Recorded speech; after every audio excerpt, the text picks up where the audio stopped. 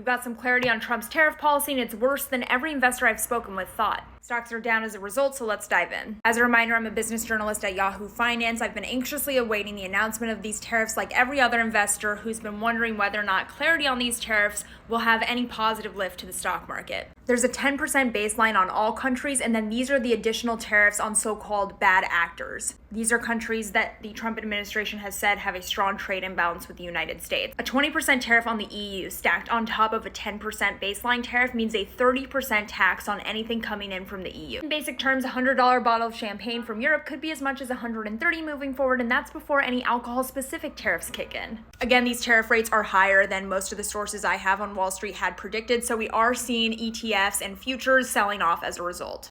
ETFs are a way for us to track market reaction when the stock market is not open because Trump moved this speech to 4 p.m. after the market closes, so we're not able to monitor live market pricing. But the futures market is still open, and there we are able to see a little bit of selling across the board as well. The sell-off makes sense when you consider that there is a 34% additional tariff on China on top of the 10% baseline and the 20% tariff that already existed on China, so 64% total. Think about all of the products that you get that are made in China. All of those could potentially be more expensive because of these tariffs. Now, Trump has talked a lot in this press conference about the importance of bringing back domestic manufacturing. He doesn't like the fact that TVs, which he literally said, are, predominantly sold out of China.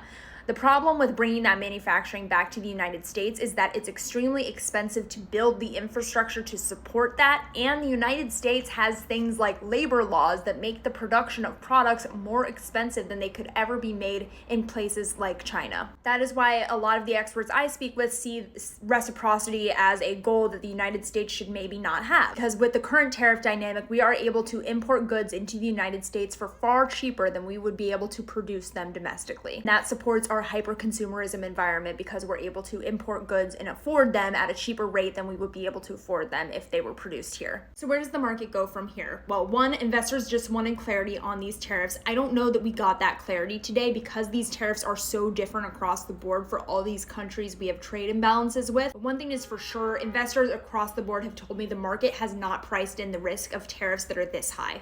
We'll know more when the market opens tomorrow how the market is reacting to these tariffs, but for now, it seems like these tariffs could cause more pain for the stock market moving forward. Comment with any questions you have, and of course, as always, follow me for more.